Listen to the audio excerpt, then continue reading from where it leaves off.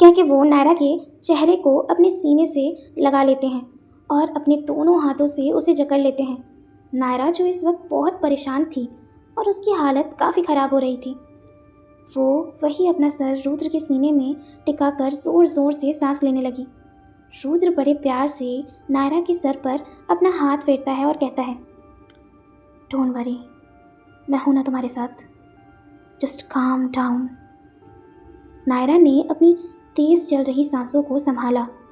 वो इस वक्त रुद्र के बाहों में थी। हेलो एवरीवन, तो आ गया है तेरा इश्क मेरी यादों में का न्यू एपिसोड। तो चलिए सुनते हैं। अब तक हमने सुना कि कैसे ठाकुर सिर्फ रुद्र के कहने पर मित्तल कंपनी में मीटिंग के लिए आते हैं, पर जैसे ही वहाँ नायरा की एंट्री होती है, रुद्र और गौरव की तो धड़कनें ही तेज हो जाती है। अब आगे नायरा अपने डैड के पास आकर बैठ जाती है। नायरा को देख राजनाथ जी कहते हैं, अरे वाह बेटे, आप भी अपने डैड के साथ बिजनेस करती हैं, ये तो हमें पता ही नहीं था। ये सुनते ही नायरा के डैड आकाश जी मन में कहते हैं, मुझे भी आज ही पता चला। बसंत जी राजनाथ जी को कहते हैं, हाँ, नायरा ने अभी अभी बिजनेस ज्वाइन किया है हमारे साथ। राजनाथ जी मुस्कुरा कर कहते हैं, बहुत अच्छी बात है बेटा कि आपको बिजनेस में भी इंटरेस्ट है। तो चलिए शुरू करते हैं मीटिंग को। तभी दरवाजे से एक आवाज़ आती है, 1 सेकेंड। सब उस ओर देखते हैं। उस इंसान को देखकर नायरा अपनी आंखों को बड़ी अजीब तरीके से राउंड करके बंद कर लेती है और अपने सर को ना में हिलाती है। वो इंसान कहता है, मैं नायरा मैम का पीए हूँ, मुझे भी ये मीटिंग अटेंड करनी पड़ेगी। कह के वो नायरा के साथ वाले चेयर में बैठ जाते हैं। मिलिए गोपी त्रिपाठी से, जो नायरा के पर्सनल सेक्रेटरी हैं, जिसे खुद नायरा के डैड ने ही नायरा की हर छोटी बड़ी चीज़ों की केयर करने के लिए अपॉइंट किया था। नायरा ने तो कहा कि उसे किसी भी तरह की केयर की कोई ज़रूरत नहीं है, पर नायरा के डैड किसकी सुनने वाले थे। उन्होंने शर्त रख दी कि उसे गोपी जी को अपना पीए रखना होगा, नहीं तो वो ऑफिस नहीं आ सकती, जिसकी वजह से नायरा मजबूर होकर मान जाती है। गोपी त्रिपाठी, उम्र 65 साल, कद काठी से थोड़े छोटे पर ज़बान कई गुना ज़्यादा लंबी। वो काफ़ी गोल मटोल और क्यूट से पर्सनैलिटी के थे।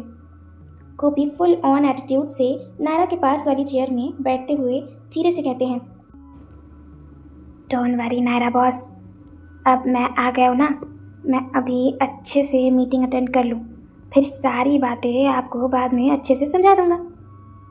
नायरा इरिटेट होकर उनको धीरे से आकर कहती है, मैं भी मीटिंग करने ही आई हूँ। गोपी जी, जो भी बातें होंगी ना, वो आपके साथ साथ मेरे कानों में भी ऑटोमेटिक चली जाएंगी, तो आपको अलग से एक्सप्लेन करने की कोई ज़रूरत नहीं है, समझ आई? गोपी सवालिया लहजे में उसे देखकर कहता है, हैं? ओके। ये सब रुद्र नोट कर रहे थे। रुद्र नायरा के हर एक फेशियल एक्सप्रेशन को अपनी तिरछी निगाहों से देख रहे थे। वहीं दूसरी तरफ गौरव भी नायरा को बार बार अपनी गंदी अश्लील आंखों से निहारे जा रहा था। रुद्र अपनी कड़क आवाज़ में कहते हैं, okay let's start. Mister Thakur, I know you are the best heart surgeon and the brilliant businessman, that's why I want to collab with you. मैं आपके साथ एशिया का सबसे बड़ा एक स्पेशल प्रोजेक्ट स्टार्ट करना चाहता हूँ। सब इस वक्त रुद्र की बात को सुन रहे थे। उसका बात करने का स्टाइल, तरीका, रुतबा और कॉन्फिडेंस सबको रुद्र की ओर अट्रैक्ट कर रहा था। पर गौरव बैठे बैठे नायरा की नज़र नोट कर रहा था, जो रुद्र पर से हट ही नहीं रही थी।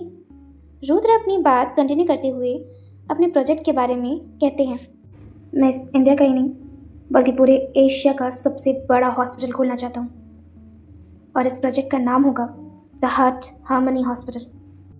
बसंत, आकाश और तो और नायरा भी प्रोजेक्ट के बारे में सुनकर बहुत ज़्यादा इम्प्रेस और एक्साइटेड हो रहे थे। रुद्र प्रोजेक्टर ऑन करवाता है और प्रोजेक्ट की पूरी डिटेल्स उन्हें समझाने लगता है। कॉन्फ्रेंस हॉल में बैठे सभी लोग रुद्र की बातें बहुत एक्साइटमेंट से सुन रहे थे, सिवाय गौरव के, क्योंकि उसे प्रोजेक्ट से नहीं बस नायरा से मतलब था। रुद्र पूरी प्रेजेंटेशन कंप्लीट करते हैं। आकाश और बसंत जी तो उठ के ताली बजाने लगे और रुद्र से हैंडशेक करके ये जताते हैं कि ऐसा मास्टरपीस और ब्रिलियंट प्लान उन्होंने आज तक कभी नहीं सोचा। आकाश जी कहते हैं, lovely, lovely project and I love all the concept. मुझे तुम्हारा ये प्रपोजल एक्सेप्ट है। रुद्र थोड़ा स्माइल करता है और वापस अपने चेयर में बैठ नायरा को देखता है। नायरा भी एक्साइटेड लग रही थी, बट वो तो कुछ भी बोल ही नहीं रही थी। तभी उसके पास में बैठे गोपी जी थोड़ा धीरे से कहते हैं, नायरा बॉस, नायरा बॉस। नायरा कहती है, हाँ क्या है? प्रोजेक्ट तो काफ़ी अच्छा है, मुझे तो बहुत अच्छा लगा, आप भी हाँ बोल दो। जो नायरा अभी थोड़ी एक्साइटेड लग रही थी वो वापस इरिटेट होते हुए कहती है, गोपी जी, जब डैड खुद हाँ बोल चुके हैं तो मुझे वापस से बोलने की क्या ज़रूरत है? डैड का डिसीजन ही लास्ट डिसीजन होता है। गोपी जी नायरा की ओर देखते हुए फिर से अचंभित होकर कहते हैं, इसका मतलब हमसे कोई कुछ पूछेगा ही नहीं? नायरा उन्हें अजीब निगाहों से देखते हुए कहती है, अरे हमसे कोई क्यों पूछेगा? और एक मिनट, मेरा तो फिर भी समझ आता है, पर सब आपकी परमिशन क्यों लेंगे? तभी आकाश जी गोपी जी की तरफ देखते हुए पूछते हैं, और गोपी, कैसा लगा प्रोजेक्ट? नायरा की तो आंखें बड़ी हो गई। गोपी जी भी कहाँ कम थे। नायरा की ओर थोड़ा मुंह ऐंठते हुए कहते हैं, डन है बॉस, बहुत अच्छा प्रोजेक्ट है, हमें ज़रूर करना चाहिए। नायरा का तो मुंह ही बन गया, जिसे वहाँ पे सब लोग नोट कर रहे थे, स्पेशली रुद्र। तभी बसंत जी नायरा को कहते हैं, बेटा तुमको कैसा लगा ये प्लान? नायरा थोड़ा ताना मारने के अंदाज में कहती है, अब जब हमारे माननीय गोपी जी और बाकी लोगों ने हाँ बोल ही दी है तो फिर मुझे क्या एतराज़ होगा। राजनाथ जी को तो नायरा की ये सारी बातें सुनकर हंसी ही आ गई। रुद्र भी थोड़ा मुस्कुरा उठा। वही गौरव अपने मन में सोचता है, प्रोजेक्ट चाहे जिसका भी हो, पर नायरा तो मेरी ही होगी, इसमें तो कोई शक है ही नहीं। तभी आकाश जी उठकर कहते हैं, ओके मिस्टर मित्तल, अब हम चलते हैं, मिलना तो होता ही रहेगा, आखिर एक नई प्रोजेक्ट की शुरुआत जो हुई है। रुद्र भी खड़े होकर उनसे हाथ मिलाकर कहते हैं, डील के पेपर्स मैं बहुत जल्द भेज दूंगा। बसंत जी, हाँ बेटा, अब जो हो बस अच्छे के लिए ही हो।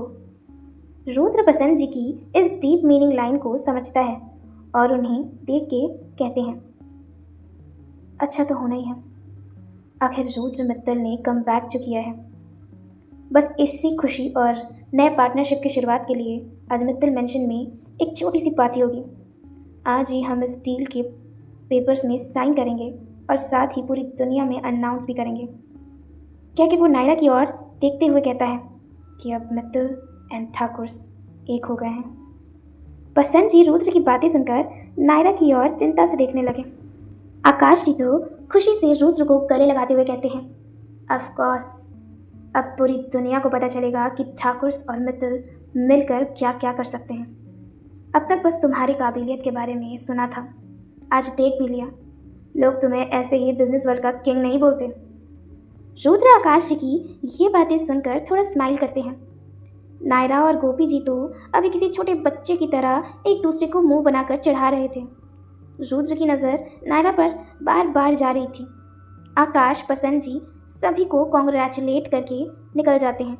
नायरा भी अब निकल ही रही थी कि तभी उसे पीछे से एक आवाज़ आई, नायरा चलो मैं तुम्हें घर ड्रॉप कर देता हूँ। ये कहकर गौरव थोड़ा मुस्कुराया। नायरा उसका इरादा अच्छे से समझती थी। गौरव जैसे लड़के को तो नायरा घास भी ना डाले, बट गौरव को सज़ा दिलाने के लिए इस वक्त नायरा को गौरव के बारे में और अच्छे से जानना था, जिसके लिए उन दोनों का टाइम स्पेंड करना बहुत ज़रूरी था। नायरा कहती है, यस ऑफ कोर्स। उन दोनों की बातें रुद्र सुन रहा था। नायरा के यस ने तो मानो रुद्र का दिल ही जला दिया, पर अपने किसी भी जज्बात को वो अपने चेहरे में कभी नहीं आने देते। वो यूं ही उन दोनों को अपनी आंख भरी निगाहों से देखे जा रहे थे। तभी गोपी जी भी बोल पड़ी, एक मिनट, ये क्या हो रहा है? नायरा बॉस आपके साथ कहीं नहीं जा सकती मिस्टर। गौरव गोपी की तरफ थोड़ा गुस्से से देखते हैं, पर अपने आप को थोड़ा शांत करते हुए कहते हैं, क्यों, क्या प्रॉब्लम है अंकल जी? तभी गोपी जी भी कहते हैं, अरे क्या घर ड्रॉप, नायरा बॉस अभी मेरे साथ ऑफिस जाएंगी, मुझे अभी उन्हें कितना कुछ सिखाना है, और वैसे भी मुझे ड्राइविंग नहीं आती। नायरा बॉस चली गई तो ड्राइव कौन करेगा? इसीलिए सॉरी, नायरा बॉस तो मेरे साथ ही चलेंगी। नायरा जो ये सुनकर चिड़चिड़ करते हुए कहती है, क्या कहा? मैं आपकी ड्राइवर हूँ जो आपको ऑफिस और घर वगैरह छोड़ाऊँ? एक दिन, सिर्फ एक दिन आप रिक्शा नहीं कर सकते हो? गोपी जी नायरा की तरफ देखते हुए कहते हैं, बड़े बॉस का ऑर्डर है, मुझे घर के बाहर आपकी पूरी केयर करनी है और आप पर पूरी नज़र भी रखनी है, इसीलिए मैं किसी ऐरे गहरे के साथ आपको अकेले नहीं छोड़ सकता। ऐरा गहरा वर्ड सुनते ही गौरव ने गुस्से से अपनी मुट्ठी बंद कर ली और दांत पीसते हुए बोला, what do you mean? Naira Gaurav को अजीब नज़रों से देखकर थोड़ा मासूम बनकर बोलती है, गौरव क्या हुआ तुम्हें? गौरव नायरा की मीठी आवाज़ सुनकर बात को बदलते हुए कहता है, कुछ नहीं, वो तुम्हारा पीए कुछ ज़्यादा ही फनी है। नायरा उसके नाटक को समझ रही थी। वो भी नाटक करते हुए कहती है, हाँ प्लीज़ तुम बुरा मत मानना। हाँ, ये ना कुछ भी बोल जाता है। अभी के लिए तो बाय, मैं चलती हूँ, ओके? क्या कि वो गोपी जी का हाथ पकड़ उन्हें वहाँ से खींचते हुए ले जाती है। रुद्र ने सब कुछ देखा और सुना। नायरा के जाते ही वो जोर से चिल्लाया, गौरव! रुद्र की एक डरावनी आवाज़ सुन गौरव घबरा कर बोला, यस ब्रो। रुद्र गुस्से से अपने चश्मे को उतारता है और गौरव की आंखों में अपनी नीली डरावनी आंखों को मिलाकर कहता है, मुझे ब्रो नहीं बॉस कहो, और किसी का ड्राइवर बनने से अच्छा है तुम इस ऑफिस के लिए कुछ काम कर लो। कह के रुद्र गुस्से से वहाँ से निकल जाते हैं। रुद्र आज पहली बार गौरव के ऊपर चिल्लाए थे। उनके लिए उनकी फैमिली सब कुछ है। भले ही रोमा जी और गौरव रुद्र के बारे में कुछ भी सोचें, पर आज तक रुद्र ने उनके लिए कभी भी बुरा नहीं चाहा। पर जिस दिन रुद्र को गौरव की इस दरिंदगी और बात बात में बेट लगा लगा कर लड़कियों की ज़िंदगी बर्बाद करने के बारे में पता चलेगा, तो उसे रुद्र मित्तल से माफिया किंग आरएम बनने में ज़रा भी देर नहीं लगेगी। गौरव अकेला ही कॉन्फ्रेंस रूम में खड़ा रह जाता है। वो गुस्से में बोलता है, बड़ा रौब छाड़ रहे हो ना प्रो, बस कुछ दिन, आपको तो अब इस ऑफिस से मैं ही निकालूंगा। यहाँ दूसरी तरफ नायरा जो गोपी जी को खींच के पार्किंग एरिया में लाकर खड़ा करती है और उन्हें समझाते हुए कहती है, आप क्या कर रहे हैं? ऐसे किसी को किसी के मुंह पे बोलते हैं क्या ऐरा गैरा? और क्या कहा था आपने? डैड ने आपको मेरे ऊपर नज़र रखने के लिए कहा है। गोपी जी थोड़ा हिचकिचाते हुए बोले, अरे नायरा बॉस, वो तो फ्लो में निकल गया, आप दिल पे मत लो। और एक बात बताइए, आप उनके साथ जाने के लिए हाँ क्यों कर रही थी? आप तो अपनी कार लेकर आई हैं।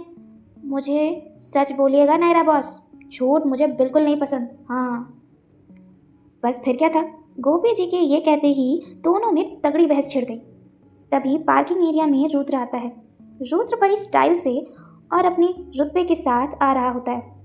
नायरा की नज़र जैसे ही रुद्र पर जाती है, वो चुप होकर एकटक रुद्र को देखने लगती है। हालांकि दूर से रुद्र ने भी नायरा को गोपी जी के साथ वो बहस करते हुए देख लिया था, पर अब वो बिल्कुल एटीट्यूड में सीधे बिना किसी की ओर देखे अपनी कार में बैठ जाता है। नायरा अभी भी उस तरफ देखे जा रही थी। तभी गोपी जी चिल्ला कर बोलते हैं, नायरा बॉस, ये कैसे हुआ? नायरा आवाज़ सुनते ही उस ओर देखती है। उसके तो होश ही उड़ गए और मुंह खुला रह गया। उनकी कार के चारों टायर पंचर थे। नायरा कहती है, गोपी जी ये किसने किया? गोपी जी तो अपने दोनों हाथों को सर में रखकर बोलते हैं, नायरा बॉस, अब हम ऑफिस कैसे जाएंगे? आपको उस लड़के से लिफ्ट ले लेनी चाहिए थी। कम से कम हम आराम से गाड़ी में बैठकर ऑफिस तो चले जाते। नायरा चिढ़ के कहती है, मैंने मना किया था? लगता है आपको भूलने की बीमारी है। याद नहीं वो कौन था जिसने कहा था नायरा बॉस किसी ऐरे गहरे लड़के के साथ नहीं जाती है? आपने मुझे जाने की परमिशन नहीं दी थी। और आप क्या कह रहे थे कि मैं उन्हें किसी के भी साथ जाने की परमिशन नहीं दूंगा? वो आप थे, आप जिसने खुद मना किया था, और अब आप सारा इल्ज़ाम मेरे ऊपर डाल रहे हो। गोपी जी बहस करते हुए कहते हैं, कमाल है नायरा बॉस, आप मेरी बात को टाल भी तो सकती थी ना। माना मैं हमेशा सही होता हूँ, पर गलतियाँ मुझसे भी तो हो सकती है। नायरा उनको कुछ बोलती कि तभी एक ब्लैक कलर की रेंज रोवर उनके सामने आ खड़ी होती है। गाड़ी में से ड्राइविंग सीट पर बैठा क्रिश बोलता है, हेलो नायरा मैम, ये आपकी कार को क्या हुआ? नायरा गुस्से से उसे घूरने लगती है। वो मन में सोचती है, कल ही मेरी कार के सारी टायर की ऐसी हवा निकल गई थी, तब भी इस रुद्र मित्तल ने हमारी मदद की थी, और आज ऐसा लग रहा है कि वापस सब कुछ रिपीट हो रहा है। पर क्यों? कुछ तो गड़बड़ है नायरा। मुझे क्यों तो लग रहा है कि ये सब कुछ ये आदमी ही बार बार कर रहा है। वैसे भी बहुत मिस्टीरियस पर्सन है, समझ ही नहीं आता कि क्या चल रहा होता है इसके अंदर। वही नायरा के पास आकर गोपी जी आहिस्ता से कहते हैं, क्या हुआ नायरा बॉस, क्या चल रहा है आपके दिमाग में? जो भी चल रहा हो जाने दो। इन सब लोगों को ही कहते हैं ना कि हमें हमारे ऑफिस ड्रॉप कर दे। इतनी धूप में आखिर कब तक खड़े रहेंगे हम? नायरा भी थोड़ा फुसफुसा कर कहती है, श्श, क्या बकवास कर रहे हैं आप? मुझे ये आदमी बिल्कुल नहीं पसंद। पता नहीं खुद को क्या समझता है, बहुत घमंडी इंसान है ये। मैं पूरे दिन धूप में खड़ी हो सकती हूँ, पर इस घमंडी इंसान की कार में कभी नहीं बैठूंगी। गोपी जी थोड़ा मासूम होकर कहते हैं, अरे छोड़िए नायरा बॉस, ये जिद, चुप से बैठ जाते हैं। भला मैं इस उम्र में धूप में कैसे खड़ा रहूँगा? मेरा कोरा कोरा रंग सांवला पड़ जाएगा। आपको अच्छा लगेगा कि आपकी एक जिद की वजह से आपका पीए अपना चार्म, क्यूटनेस और खूबसूरती गंवा दिया? नायरा उन्हें एक आईब्रो चढ़ा के अजीब नज़रों से देखने लगी। तभी क्रिश दोबारा कहता है, लगता है आप लोग कैब का वेट कर रहे हैं, चलिए हम आपको छोड़ देते हैं। नायरा तुरंत कहती है, नहीं नहीं, बेकार में आप लोग का बहुत टाइम वेस्ट होगा। मैंने कैब बुक कर लिया है, बस 5 मिनट में आ जाएगी, आप लोग चले जाइए। अंदर बैठे रुद्र जो नायरा की बातों को सुन थोड़ा स्माइल करते हैं। उनकी नायरा हमेशा से ही ऐसी जिद्दी थी, पर हमारे आरएम भी कुछ कम कहाँ थे। उनके फैसले के आगे तो बड़े बड़े लोग भी घुटने टेक देते थे, पर इन सब में फंस बेचारा क्रिश गया। क्रिश भी जानता था कि नायरा अपनी याददाश्त खोने की वजह से उन लोगों को भूल गई है और नहीं पहचान पा रही है। पर अब बात नायरा की एक कार में बैठने की थी।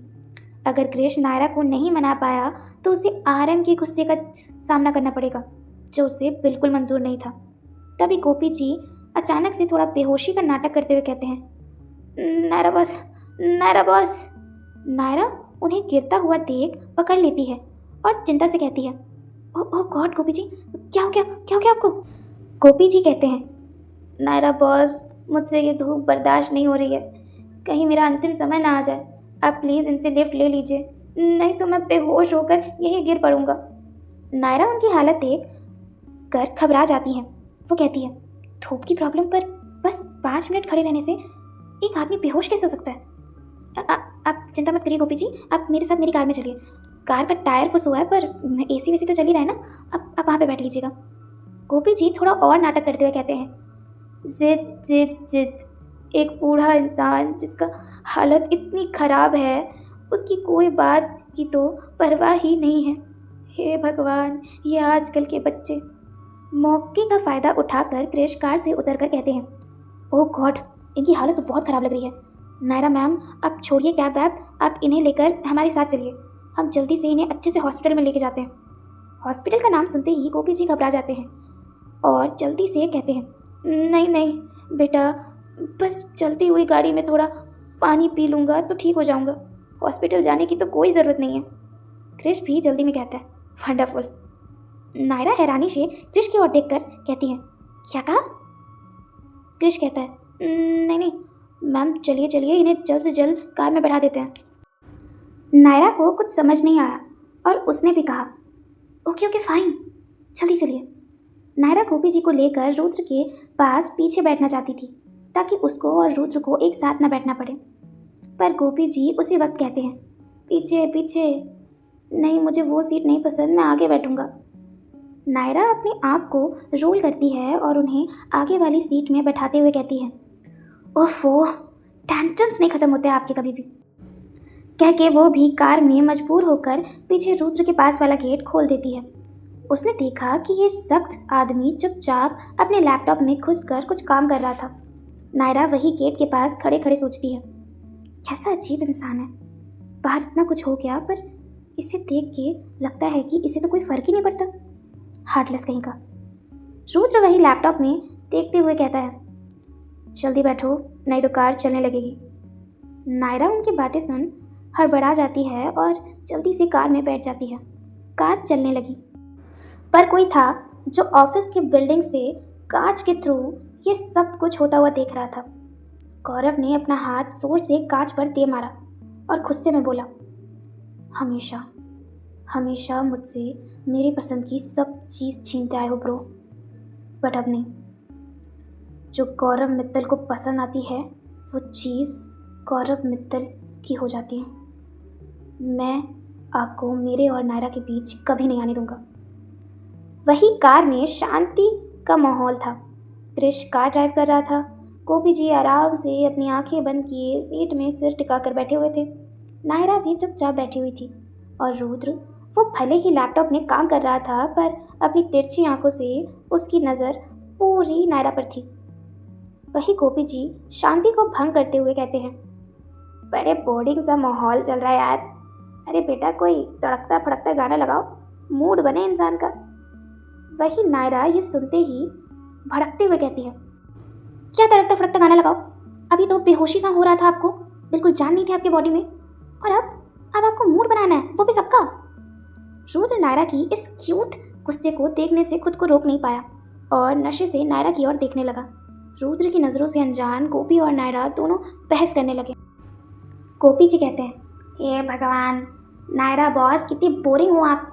भला म्यूज़िक किसको नहीं पसंद होता, और वैसे भी म्यूज़िक माइंड रिलैक्स करता है, इसीलिए तो मैं बोला। नायरा अपने सर को हल्का सा पीटते हुए उन्हें कहती है, कितनी बहस करते हो आप यार। तभी क्रिश कहता है, नायरा मैम रहने दीजिए, मैं म्यूज़िक ऑन कर देता हूँ। कह के क्रिश म्यूज़िक ऑन कर देता है और एक रोमांटिक सा सॉन्ग प्ले हो जाता है। सॉन्ग सुनते ही नायरा बिल्कुल शांत हो जाती है। रुद्र भी वो सॉन्ग सुन पहली बार थोड़ा इमोशनल होकर नायरा की ओर देखता है। उसने देखा नायरा चुपचाप बैठी थी। ये सॉन्ग एक टाइम में वो दोनों बहुत सुना करते थे। इनफैक्ट रुद्र और नायरा अपनी लास्ट मीटिंग में भी इसी सॉन्ग को सुनते हैं। रुद्र को वो खूबसूरत लम्हे याद आ जाते हैं जब वो और नायरा साथ हुआ करते थे। नायरा के दिमाग में तो धुंधली धुंधली कोई तस्वीर आती तो थी, पर वो उसे साफ साफ देख नहीं पा रही थी। ये तस्वीरें हमेशा उसके सपनों में आया करती, पर कुछ भी साफ समझ नहीं आता। नायरा की बेचैनी बढ़ने लगी। उसका दोनों हाथ धीरे धीरे उसके माथे में चला गया। वो अपने जहन में आए उन तस्वीरों को देखना चाहती थी, पर बहुत कोशिशों के बाद भी वो उस चेहरे को याद नहीं कर पा रही थी। धीरे धीरे वो इरिटेट होने लगी और अपने बालों को जोर से पकड़ लेती है। उस जैसे ही नायरा की ये हालत रुद्र ने देखी, वो घबरा गए और क्रिश से थोड़ा ऊंची आवाज़ में बोला, बंद करो ये गाना। क्रिश और गोपी जी दोनों इस आवाज़ से घबरा गए। क्रिश ने तुरंत गाना बंद किया और रुद्र ने कार का पार्टीशन ऑन कर दिया। गोपी जी क्रिश से पूछते हैं, क्या हुआ? क्रिश बोलता है, अब सो जाओ, बॉस को कुछ काम होगा, डोंट वरी, कुछ नहीं हुआ। गोपी जी आराम से अपने चेहरे में रुमाल रख के सो जाते हैं। यहाँ रुद्र जो नायरा की ओर पूरा खिसक कर आ जाता है और उसके चेहरे को अपनी तरफ कर उसके हाथ को माथे से हटाकर कहता है, शांत शांत, काम डाउन, कुछ नहीं हुआ है। क्योंकि वो नायरा के चेहरे को अपने सीने से लगा लेते हैं और अपने दोनों हाथों से उसे जकड़ लेते हैं।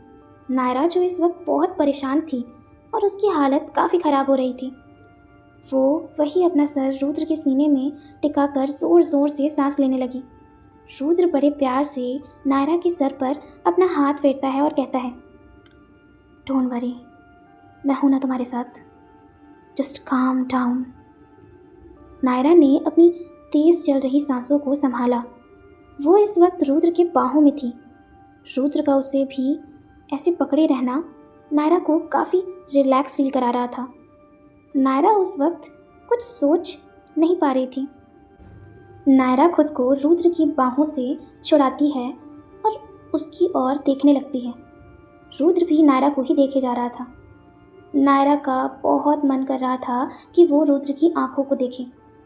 नायरा को पता नहीं क्या हुआ, उसने अपने हाथ को बढ़ाया और रुद्र के सनग्लासेस उतार दिए। रुद्र ने उसे अजीब निगाहों से देखा था। रुद्र की नज़रें बहुत नशीली थी। नायरा को तो शर्म ही आ गई। उसने अपनी पलकें नीचे झुका ली। दोनों अभी भी एक दूसरे के बहुत करीब थे। रुद्र आज इतने दिनों बाद नायरा के इतने पास था। उसने अपने दोनों हाथों से नायरा के चेहरे को पकड़ा और उसे अपनी तरफ घुमा लिया। नायरा की झुकी पलकें रुद्र की ओर उठ गईं। रुद्र नशे से कहता है, तुम मेरी आंखें देखना चाहती हो और मैं इन आंखों से सिर्फ तुम्हें। नायरा की सांसें फिर से तेज हो जाती है। वो घबरा कर बोलती है, क्यों? रुद्र कुछ कहता उससे पहले ही गाड़ी जोर से ब्रेक मारती है और नायरा का सर जाके रुद्र के सीने से टकरा जाता है। क्रिश की आवाज़ आती है और वो कहता है, बॉस ऑफिस आ गया। नायरा तो ये सुनते ही रुद्र को मानो खुद से झटक कर दूर कर लेती है और उससे अलग हो जाती है और जल्दी से कार से उतर जाती है। कार से उतरकर नायरा को बहुत अजीब लग रहा था। उसका मन तो कर रहा था वो दौड़ कर भाग जाए, पर वो तो बेचारी कार की ओर पीठ किए गोपी जी का वेट कर रही थी और गोपी जी थे जो निकलने का नाम ही नहीं ले रहे थे। नायरा को गुस्सा आने लगा और वो कार की तरफ बढ़ती है और उनकी तरफ का गेट खोलती है। सब उसे देखने लगते हैं। नायरा सबको इग्नोर करके गोपी जी को कहती है, गोपी जी चलिए मेरे साथ ऑफिस आ गया। पर गोपी जी तो मस्त गहरी नींद में सोए हुए थे।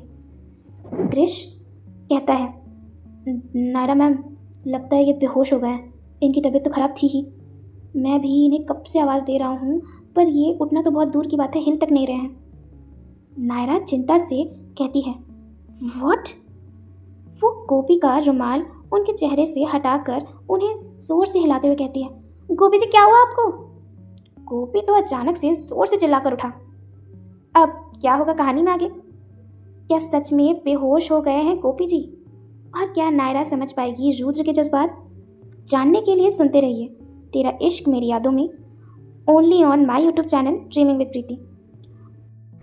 चैनल को अभी सब्सक्राइब करिए ताकि आप लोगों को मेरी लेटेस्ट अपडेट मिलती रहे। Thanks for watching and love you all.